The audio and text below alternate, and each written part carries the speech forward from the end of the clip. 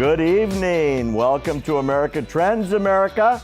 I'm Barry Nussbaum, filling in for Dr. Gina, who's a little under the weather today, but don't worry, she's not as under the weather as Hillary is today.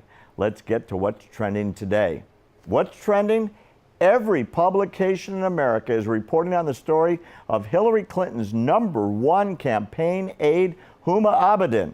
Care to guess where she's worked for the last 12 years before she was hired to work for Hillary Clinton in 2008 at the State Department? We're speaking about the woman who just might be the future White House chief of staff to the first female U.S. president.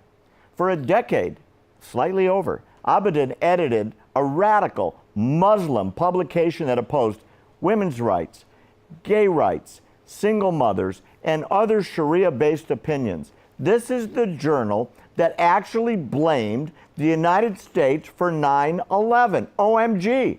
Here's what Fox News reported as the story was breaking.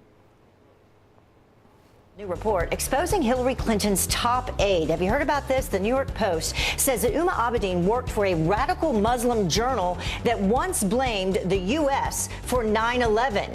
Abedin was reportedly an editor at the Journal of Muslim Minority Affairs for 12 years, overlapping her time as Clinton's White House intern.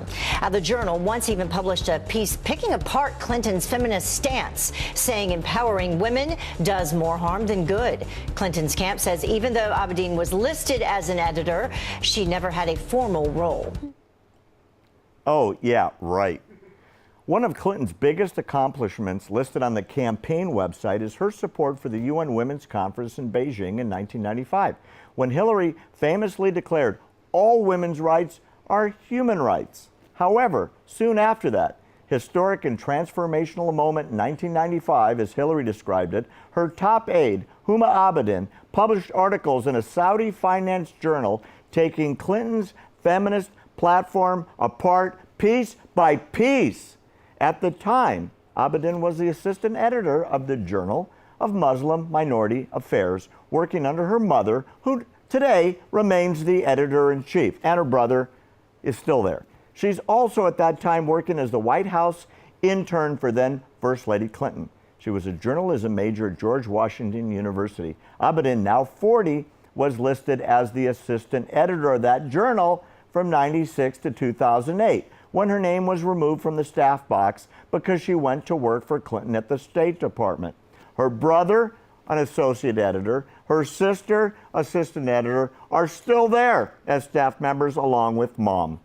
The journal pinned the blame for 9/11 on, get this, us, the United States, according to the New York Post. The Post also reports that this journal has published articles saying single moms, working moms, gay couples with children should not be recognized as families in America, and that revealing dress translates into unwanted results of sexual promiscuity and irresponsibility. In other words, liberal dress leads to sex and rape. Is that the lady, America, that we want as White House Chief of Staff? Here's the poll question. Hillary's closest aide, Huma Abedin, was editor at a radical Muslim journal for 12 years. Is that a valid campaign issue, yes or no? Vote in that poll at youtooamerica.com or use the Youtoo America app, available now for Apple and Android devices. Download it if you don't have it. Hey, Hillary's appearance on Jimmy Kimmel last night is also trending. Jimmy asked her about the latest email scandal, and she said Trump was making it all up. Take a look. The State Department, I actually added it up today, and the State Department said that they have to release 15,000 emails by the deadline is a couple of days before the debate. Are you concerned about that? No, I mean, I would be terrified if my emails were released. But I mean, Jimmy, my emails are so boring. Yeah, and I mean, mine are. I'm embarrassed about that. They're so boring. And so we've already released, I don't know, 30,000 plus. So. Okay, coming up next, we're going to tell you the real story about Hillary and what happened in Rio with Ryan Lochte. Don't you go away.